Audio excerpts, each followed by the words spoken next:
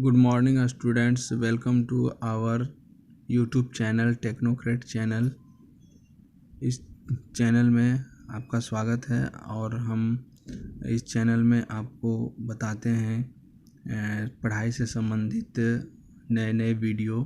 तो आज हम इस वीडियो में लेकर के आए हैं एनसीईआरटी के अभ्यास 2 के कुछ टॉपिक्स। तो अध्याय 2 जो आप जानते होंगे, हमारे आसपास के पदार्थ क्या शुद्ध हैं। तो इस चैप्टर के विषय में कुछ बच्चों ने हमें कहा कि सर इस चैप्टर पर कुछ टॉपिक्स पर आप वीडियो बनाएं, तो इसलिए मैं आपके लिए यह वीडियो लाया हूं। तो इस वीडियो को आप शुरू से अंत तक ध्यान से देखिएगा, बीच में स्किप नहीं कीजिएगा, नहीं तो यह वीडियो आपको समझ में नहीं आएगी। तो चलिए बच्चों, हमने पिछला क्लास में पढ़ा था कि पदार्थ किसे कहते हैं, पदार्थ के अवस्थाओं को जाना, पदार्थ के शुद्ध हैं या अशुद्ध हैं, शुद्ध पदार्थ क्या होते हैं और अशुद्ध पदार्थ क्या होते हैं, मिश्रण क्या होता है, ठीक है। इन सबों को हमने जाना।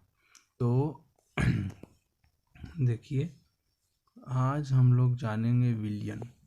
देखिए, यह जो है आपका चैप्टर क्या हमारे आसपास के पदार्थ शुद्ध हैं का एक भाग है, जिसे यहाँ पर हम लोग कहते हैं विलयन।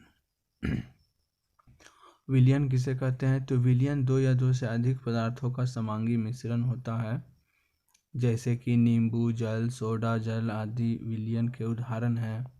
तो यहाँ पर देखिए कि किसी विलयन को 2 भागों में विलायक और विलेय में बांटा जाता है। विलयन का वह घटक जो दूसरे घटक को विलयन में मिलाता है उसे विलायक कहते हैं। देखिए यहाँ पर विलयन को 2 भागों में बांटा गया है, विलेय और विलायक। तो घुलनशील पदार्थ जो घुलने वाला होता है, जैसे कि यहाँ पर देख रहे हैं शक्कर, जिसे चीनी कहते हैं, तो उसे कहा जाता है विलेय। और विलायक किसे कहा जाता है? पदार्थ जिसमें घुलता है, जैसे पानी में चीनी को घुलाया जाता है, तो जो पानी हो गया वह क्या हो गया? विलायक हो गया, ठीक है।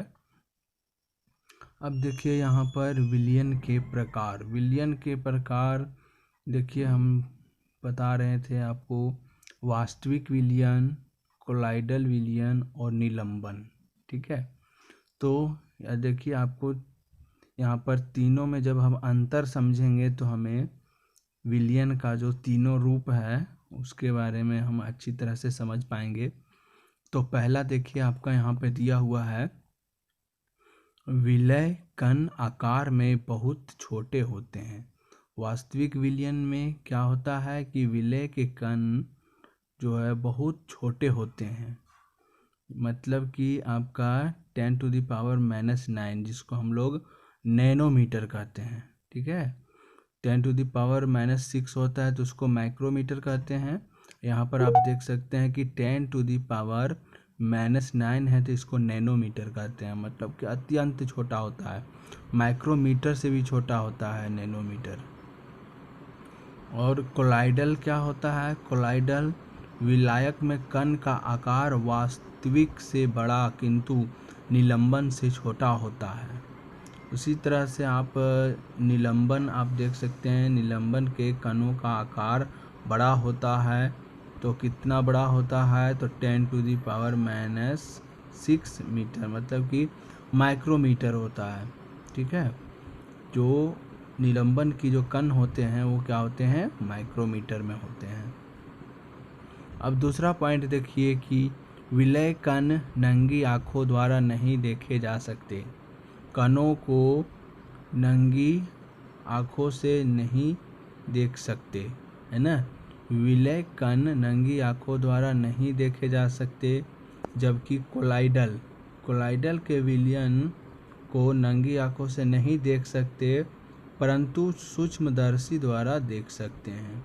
माइक्रोस्कोप जिसे कहते हैं, माइक्रोस्कोप के द्वारा हम देख सकते हैं। आप यहाँ पर देखिए, ये जो हो गया आपका दूसरा पॉइंट जो हो गया, दूसरा पॉइंट विलियन कण नंगी आँखों द्वारा नहीं देखे जा सकते, जबकि कोलाइडल में क्या है कि कणों को नंगी आँखों से नहीं देख सकते परंतु माइक्रोस्कोप के द्वारा देख सकते हैं। आप यहाँ पे देख रहे हैं, माइक्रोस्कोप के द्वारा उसे देखा जा सकता है। कौन सा विलियन? तो कोलाइडल विलियन। अब देखिए निलंबन, ठीक है। निलंबन क्या होता है? नंगी आँखों से देखे जा सकते हैं, क्योंकि निलंबन का जो आकार होता है कणों का, वह क्या होता है? वह हमारा वास्तविक विलियन और कोलाइडल से क्या होता है? अधिक होता है। तो इस कारण से इसे नंगी आँखों से देखा जा सकता है। अब देखिए तीसरा पॉइंट है समांगी मिश्रण। जो वास्तविक विलियन होता है वो समांगी मिश्रण होता है, जबकि कोलाइडल विलियन जो होता है वो विषमांग दिखाई देता है, परंतु वास्तव में विषमांगी होता है, पृथक नहीं कर सकते। यह जो है विषमांगी होता है, लेकिन इसे पृथक नहीं किया जा सकता, क्योंकि हम बताए थे कि समांग और विषमांग मिश्रण होता है।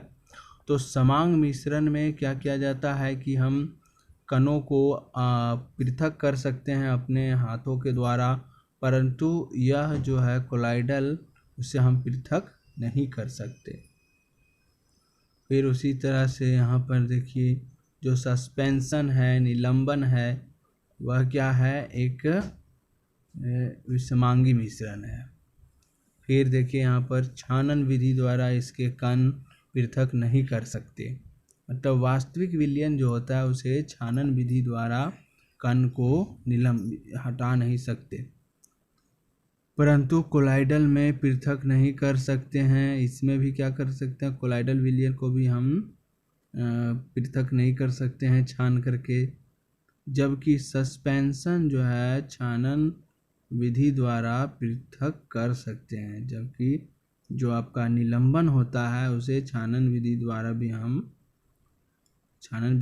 भी हम उसे पृथक कर सकते हैं।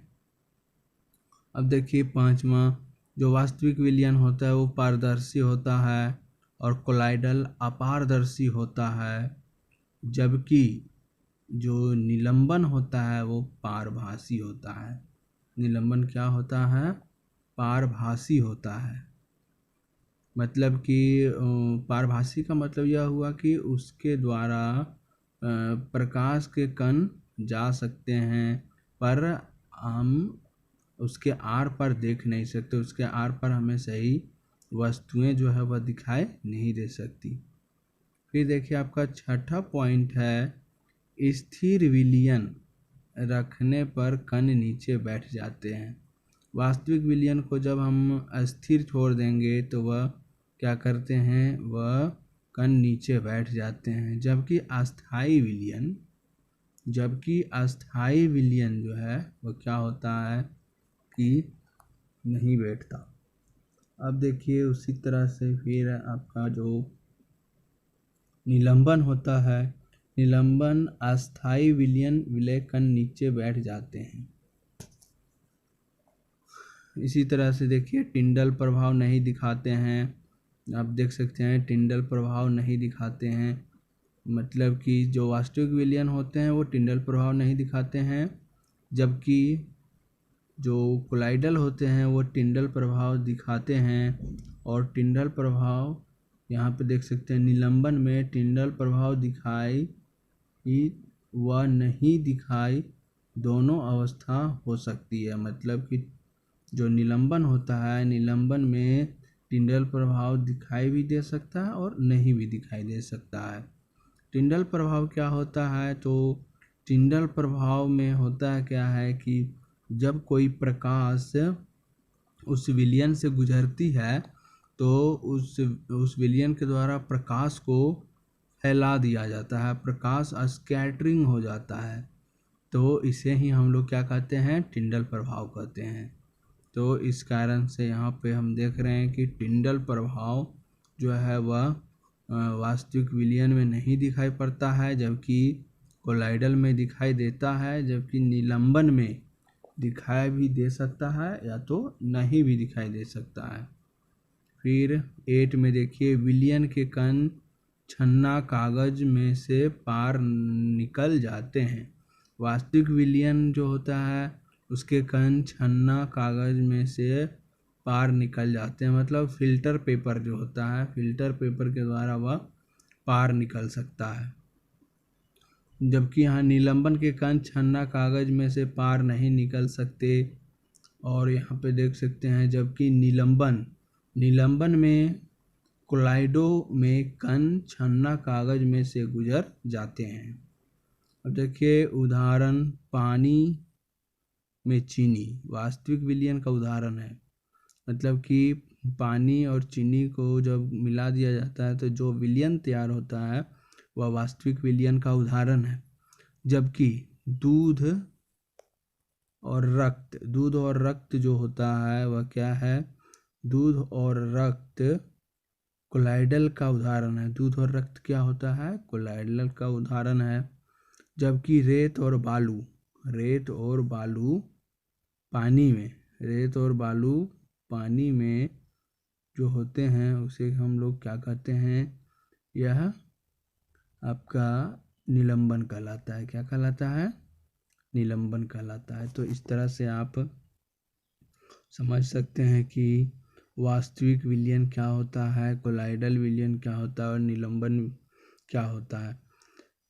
तीनों में अंतर भी बता दिया, उसे समझा दिया और उसका उदाहरण भी बता दिए। ठीक है। इसके अलावे अब जो है नेक्स्ट पॉइंट देखिए, आपको यहाँ पर हम इसे फिर से एक बार अच्छी तरह से दिखाते हैं। कोलाइडल विलयन के कुछ सामान्य उदाहरण। ठीक है। तो कोलाइडल विलयन के सामान्य उदाहरण जैसे देखिए, द्रव और गैस मिलकर के क्या बनाते हैं? एरोसोल बनाते हैं। एरोसोल में हमारा क्या क्या आता है? तो धुंध और बादल। जैसे कि धुंध जो आप देखते हैं सर्दी के मौसम में जो कुहासा दिखाई देता है उसे ही धुंध कहते हैं। और बादल, ये जो है वह एरोसोल का उदाहरण है। और ये किन किन चीज़ों से मिलकर के बनता है? तो ये आप देख सकते हैं किन किन चीज़ों से मिलकर बनता है। तो द्रव और गैस से मिलकर के बनता है। फिर आप यहाँ पे देख सकते हैं, यहाँ दिया हुआ है ठोस और गैस से मिलकर के क्या बनता है? एरोसोल बनता है। देखिए यहाँ पे आप देख सकते हैं एरोसोल बनता है। इसका उदाहरण धुआं होता है। इसका उदाहरण क्या होता है? धुआं। फिर उसी तरह से गैस और द्रव को मिलने से फोम बनता है। फोम जिसका उदाहरण है शेविंग क्रीम। ठीक है। मतलब उसमें झाग रहता है, जैसे फेन टाइप का रहता है। मतलब उसमें जो है ज़्यादा सॉलिड की मात्रा नहीं होती है। वह एक फेन की तरह, झाग जैसे साबुन का झाग कैसा होता है उस तरह से साबुन के झाग की जैसा होता है। फिर आप यहाँ पर देख सकते हैं उसी तरह से ठोस द्रव का जो मिश्रण होता है वह सॉल बनाता है, जिसे बालू और गोबर। फिर गैस और ठोस को फोम कहते हैं, जिसे झाग और रबर और स्पंज बनता है। और द्रव और ठोस से क्या बनता है? जेली बनता है। द्रव और ठोस को मिलने से क्या बनता है? जेली बनता है, जिससे हम लोग पनीर कहते हैं, है ना? जेली और पनीर। तो इस तरह से हमने समझा कि कोलाइडल क्या होता है और कोलाइडल के किन किन चीज़ों से मिल कर के बनता है, उसे क्या कहते हैं। एरोसोल, फॉर्म, इमल्सन जैसे द्रव और द्रव दोनों को मिलाने से इमल्सन बनता है, जैसे दूध, चेहरा क्रीम, दरवाज़ों का पेंट, ये सब क्या कहलाता है? इमल्सन कहलाता है।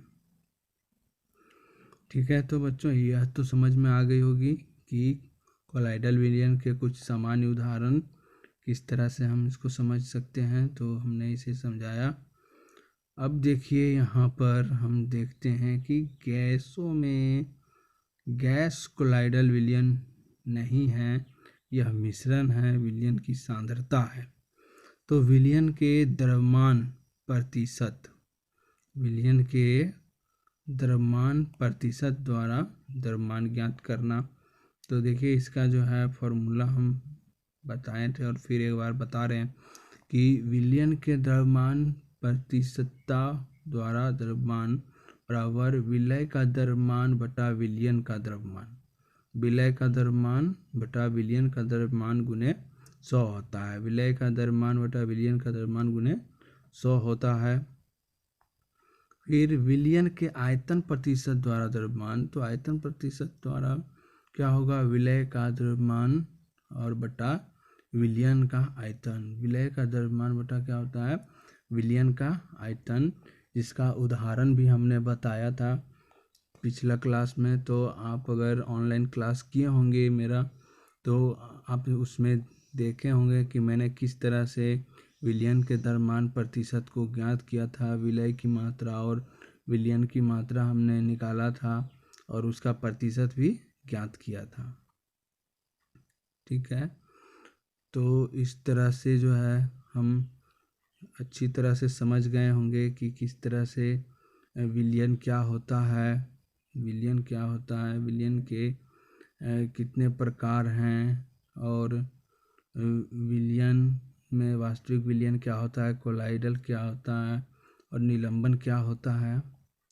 इसके बाद मैंने आपको कोलाइडल के कुछ एग्जांपल्स बताएं, और अब जो है अब हम और भी कुछ बातें बता रहे हैं इसमें, जैसे संतृप्त विलयन और असंतृप्त विलयन क्या होता है, संतृप्त विलयन और असंतृप्त विलयन क्या होता है। तो इसमें से हमने बताया था कि संतृप्त विलयन क्या होता है, जिस विलयन में विलय की मात्रा और घुलाई नहीं जा सकती उससे हम लोग संतृप्त विलयन कहते हैं। मतलब कि जिस विलयन में विलय की मात्रा और अधिक नहीं घुलाई जा सकती उससे हम लोग संतृप्त विलयन कहते हैं। और असंतृप्त विलयन किसे कहते हैं, जिस विलयन में विलय की मात्रा और अधिक घुलाई जा सकती है, जिस विलयन में विलय की मात्रा और अधिक घुलाई जा सकती है उससे हम लोग क्या कहते हैं, उससे हम लोग असंतृप्त विलयन कहते हैं। क्या कहते हैं, असंतृप्त विलयन कहते हैं। तो आप यहाँ पर समझ गए होंगे। ठीक है, तो और देखिए कुछ हम यहाँ पे दिखा रहे हैं मिश्रण को पृथक करने के तरीके। मिश्रण को पृथक करने के तरीके में जो है सबसे पहला तरीका देखिए आता है वाष्पीकरण। वाष्पीकरण में यहाँ पर देखिए क्या दिया हुआ है कि मिश्रण के दो पदार्थों में से एक पदार्थ का वाष्पीकरण होता है और दूसरे का क्वथनांक से कम होता है। मतलब कि यह जो है दो पदार्थों में से एक पदार्थ का वाष्पीकरण होना का क्वथनांक दूसरे से कम होता है। मतलब कि जैसे अगर दो मिश्रण हैं तो दोनों का क्वथनांक क्या होना चाहिए, कम होना, मतलब अलग अलग होना चाहिए। बॉइलिंग पॉइंट दोनों का क्या होना चाहिए, अलग अलग होना चाहिए। तो एक का बॉइलिंग पॉइंट कम होता है, एक का बॉइलिंग पॉइंट अधिक होता है। तो जिसका बॉइलिंग पॉइंट कम है तो वो बहुत जल्द ही गर्म होकर के वाष्पित हो जाता है। ठीक है, जैसे रंग डाई तथा पानी बीकर और वाच ग्लास। जब हम पानी में मिले रंग को गर्म करते हैं, पानी में मिले रंग को क्या करते हैं जी, गर्म करते हैं। पानी में मिले रंग को क्या करते हैं, गर्म करते हैं, तो पानी वाष्पित हो जाता है तथा रंग वाच ग्लास में रह जाता है। पानी क्या होता है, वाष्पित रह जाता है, और रंग क्या होता है, वाच ग्लास में रह जाता है। वाच ग्लास का मतलब क्या होता है, बीकर, मतलब जिसमें हम देख सकते हैं कि हमारा जितना भी रिएक्शन जो हो रहा है उसे हम देख सकते हैं, क्योंकि यह जो वाच ग्लास होता है वो ट्रांसपेरेंट होता है, मतलब कि पारदर्शी होता है। ठीक है, फिर आपका जो है आप देख सकते हैं दूसरा प्रोसेस अपकेंद्रीकरण। दूसरा प्रोसेस क्या है, अपकेंद्रीकरण। अपकेंद्रीकरण में आप देख सकते हैं कि जब किसी पदार्थ को तेजी से घुमाया जाता है तो वह भारी कण नीचे की तरफ दबाव डालते हैं तथा हल्के कण ऊपर चले जाते हैं, है ना। भारी कण नीचे की तरफ दबाव डालते हैं और हल्के कण ऊपर की तरफ चले जाते हैं तथा हल्के कण, अब देखिए जैसे दूध से क्रीम पृथक करना, दूध से क्रीम को निकालना, ठीक है। दूध से क्रीम को किस तरह से निकाल सकते हैं, तो देखिए यहाँ पर कुछ आपको फिगर दिखाई दे रहा है, कुछ तस्वीरें दिखाई दे रही है। इस तस्वीरों को आप देखिए, यहाँ पर जो है क्या दिया हुआ है कि एक बीकर लिया है। देखिए आप ये जो यहाँ पे देख रहे हैं पानी वाला भाग जो है वो क्या है, एक बीकर है। और यहाँ पर वायर, ये जो है एक वायर वाला टेबल है ताकि हीट करे तो उसमें बीकर में हीट जाए, इस कारण से इस तरह का वायर लिया है। अब यहाँ पर देखिए ये क्या है, वॉच ग्लास है जिसे बीकर कहते हैं, ट्रांसपेरेंट होता है। यहाँ पर स्याही है, स्याही आप जानते हैं जिसे कलमों में भरा जाता है, जिससे हम कॉपी पर लिखते हैं। तो यहाँ पर देखिए इस तरह से जब क्या किया जाता है, बर्नर जलाया जाता है तो क्या होता है, वहाँ से स्याही से वाष्प निकलता है। क्या निकलता है, वाष्प निकलता है, ठीक है। तो इस तरह से यहाँ पर जो है हम उसका कर सकते हैं वाष्पीकरण विधि से। अब ये है अपकेंद्रीकरण विधि। अपकेंद्रीकरण विधि में देखिए जब उसे घुमाया जाता है अधिक तीव्र गति से, तो तीव्र गति से घुमाने पर बहुत हल्के कण, जो हल्के कण होते हैं वो ऊपर चले जाते हैं और जो भारी कण होते हैं वो नीचे बैठ जाते हैं, ठीक है। तो इससे क्या होता है कि दूध से क्रीम पृथक किया जा सकता है। ऐसा प्रक्रिया के द्वारा क्या किया जा सकता है, दूध से क्रीम को पृथक किया जा सकता है। अब देखिए जैसे और भी इस क्रिया को करने के लिए, इस क्रिया को करने से और भी लाभ होते हैं, जैसे शराब तथा रक्त को जांचने के लिए प्रयोगशाला में इस्तेमाल किए जाते हैं। शराब और रक्त को जांचने के लिए प्रयोगशाला में भी इस्तेमाल किए जाते हैं यह तरीका। अब देखिए क्रीम से मक्खन निकालना, क्रीम से मक्खन भी निकाला जाता है अपकेंद्रीकरण विधि द्वारा। उसके बाद वॉशिंग मशीन में कपड़ों से पानी निकालने के लिए इसी विधि का उपयोग किया जाता है। वॉशिंग मशीन में कपड़ों से पानी निकालने के लिए इसी विधि का प्रयोग किया जाता है। तो क्या आपने देखा कि हमारे कपड़ों से निकले धूल और मिट्टी के कण वॉशिंग मशीन में नीचे बैठ जाते हैं, क्या आप जानते हैं? हाँ, तो क्योंकि वह भारी होते हैं, वह भारी कण होते हैं, इस कारण से वह नीचे मशीन में बैठ जाते हैं, ठीक है। और जो हमारा मतलब कि साबुन का झाग या सर्फ का झाग जो होता है वह ऊपर की ओर चला आता है हल्के होने के कारण, ठीक है। तो इस तरह से हम जो है कुछ पृथक्करण की विधि को पढ़ा, मिश्रण के पृथक्करण की विधि को पढ़ा। तो कुछ विधि और भी है जिससे हम बताएंगे। तो यह वीडियो आपको कैसा लगा, तो इस वीडियो को देख करके आप कमेंट करें, चैनल को सब्सक्राइब करें एंड लाइक करें ताकि मैं आपके लिए अगला वीडियो बना सकूं।